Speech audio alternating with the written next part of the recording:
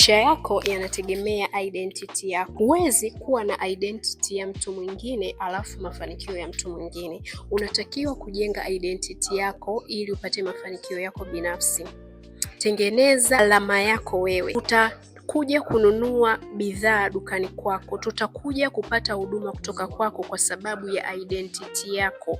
Wewe ni mtu wa namna gani? Lakini hatuwezi kuja kununua bidhaa zako, hatuwezi kuja kupata huduma yako kama tunaangalia identity ya mtu mwingine. Automatically tutaenda kwa muhusika mwenyewe. So, kwenye mafanikio yoyote yale, unachotakiwa cha kwanza ni kujenga identity, kujenga alama yako wewe. Tutakutambua wewe kwa alama gani?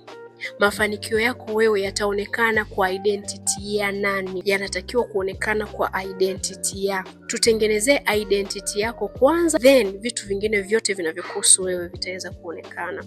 Naomba nikuulize swali.